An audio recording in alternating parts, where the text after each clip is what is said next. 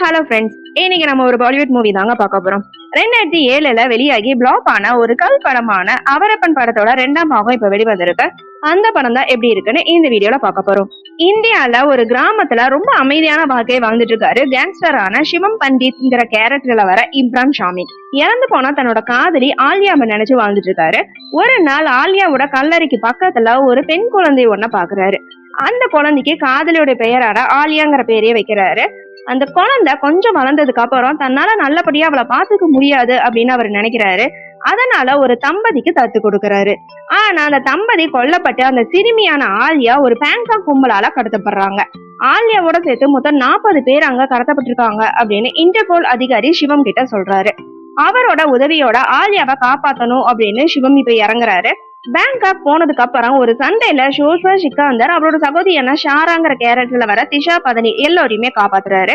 Help பண்ணனால கடத்தல் கும்பல் தலைவரான ஷோராவருக்கு வேலை பார்க்க ஆரம்பிக்கிறாரு சிவம். அதுக்கப்புறம் அவரோட பிடியில இருக்கிற ஆலியால இருந்து 40 குழந்தைகளை சிவன் எப்படி காப்பாத்தினாரு அப்படிங்கறதான் படத்தோட மீதி கதை.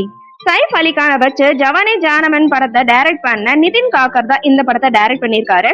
கடத்தப்பட்ட குழந்தைய ஒரு பெரிய கேங்ஸ்டர் கும்பல் கிட்ட இருந்து ஹீரோ எப்படி காப்பாத்தினாரு அப்படின்னு தெரிஞ்ச கதை தான் முடிஞ்ச வரைக்கும் கொஞ்சம் சுவாரஸ்யமா கொடுக்க முயற்சி பண்ணிருக்காரு. திரைக்கதை இப்படிதான் போகும் அப்படின்னு நமக்கு நல்லாவே தெரியுது. ஆனா முதல் பாகத்துல வடிவமைக்கப்பட்ட அந்த ஹீரோவான சிவம் பண்டித்ங்கிற கதாபாத்திரம் ரொம்ப நல்லா இருக்கு. அங்கங்க வர ட்விஸ்ட் பல படங்களை பார்த்த மாதிரிதான் இருக்கு. 1-2 மட்டும்தான் நல்லா ஒர்க் அவுட்டும் ஆயிருக்கு.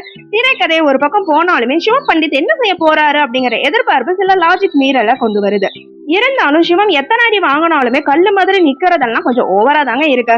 எதிர்பார்த்த கிளைமேக்ஸ் அப்படின்னாலுமே கொஞ்சம் ட்விஸ்டாவே முடிச்சிருக்காங்க. சிவம் கதாபாத்திரத்துல வர இப்ரான் ஷாமி ரொம்ப அழகா பண்ணியிருக்காரு. சண்டை காட்சிகள்ல வர கோவம், எமோஷனல் காட்சிகள் எல்லாத்துலயுமே அருமையா நடிச்சு ஸ்கோர் பண்ணியிருக்காரு. ஹீரோவை ஓவர் பில்டப்பா கொடுத்து மாசா காட்டி இருக்கும். அவருக்கு ஈடு கொடுக்கணுமே அப்படிங்கறதுக்காகவே பூரன் கேபியை கொஞ்சம் ஓவர் டோஸ் பண்ண மாதிரிதான் இருக்கு. ஷாராவா வர திஷா பதானி கவர்ச்சியும் தாண்டி இந்த படத்துல கொஞ்சம் நடிச்சிருக்காங்க.